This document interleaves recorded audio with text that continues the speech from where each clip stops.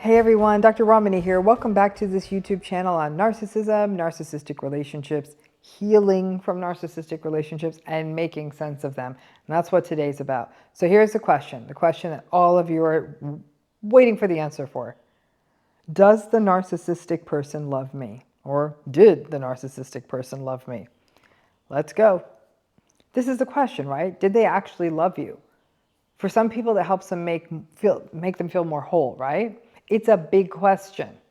And it doesn't matter if the narcissistic person in question is a parent, a partner, a sibling, or anyone else where we think love would be a core part of the relationship.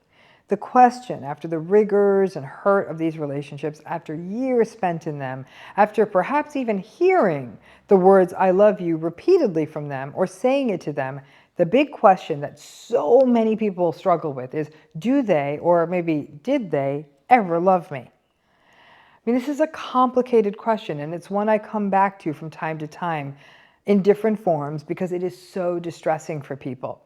And it's actually a difficult question to answer. I love you are three of the biggest throwaway words out there, and yet they hold so much weight.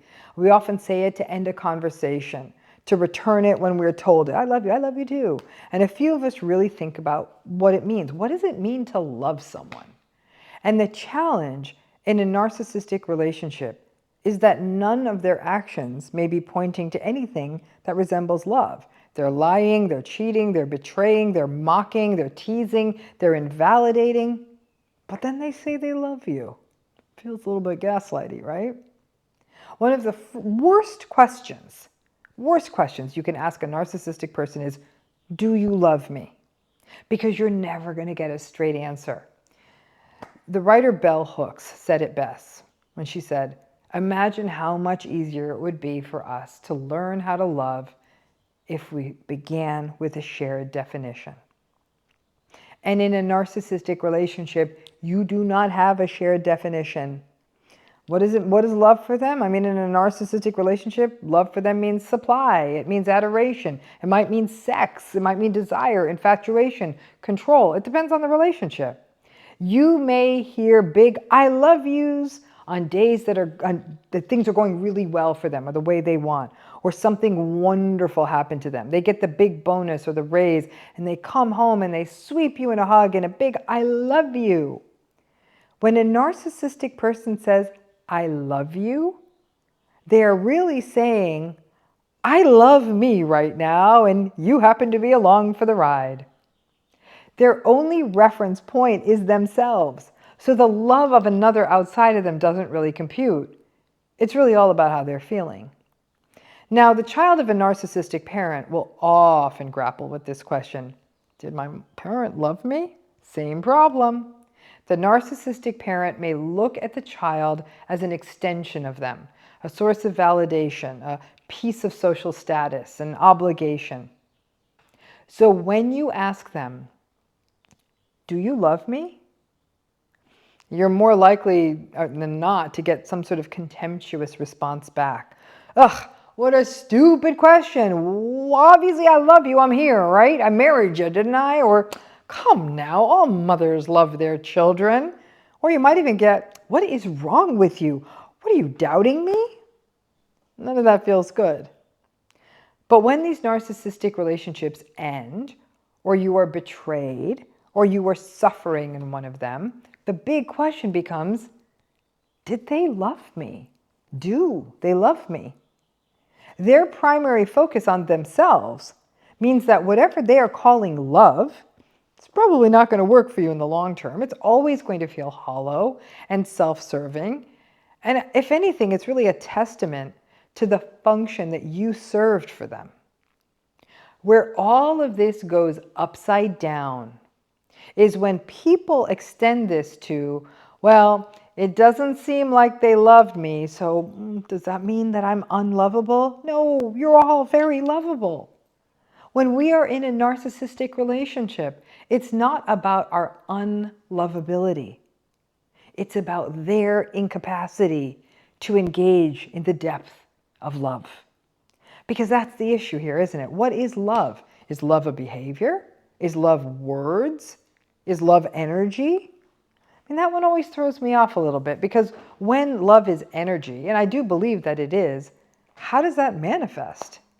It's risky to say that you feel it, because if you grew up in a narcissistic family system, the chaos that often accompanied what was supposed to be love can scramble the signals for anyone with a narcissistic parent. In most narcissistic relationships, we have to construct the narrative of love. We have to pull together the scraps of the relationship, the throwback to the love bomb days, the one day that they were super, super nice to you, the great sex one night, the birthday that they remembered, the food that they fed you, the funny game that they would play with you, whoever it is, it's something. But then you got to make a collage out of all of those scraps to sort of convince ourselves that we are loved by this person. I think ultimately, most people would argue, and I certainly do, that love is actions, consistent actions. And love is also the absence of actions, like emotionally abusive or other abusive actions. And those actions put together would mean the words don't actually need to be spoken. And if someone can't love us, that doesn't make us unlovable.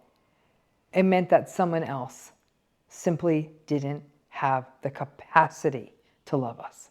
Because that ultimately is the real tragedy of narcissism, the incapacity to participate in what may be one of the most glorious of human experiences, to love and to be loved.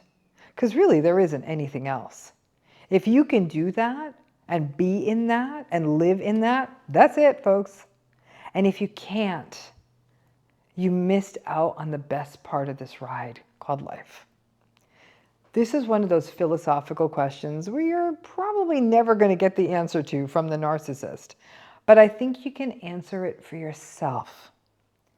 Understand that most narcissistic people do not have the ability to step out of themselves long enough to be reciprocally and mutually present with another human being, any human being.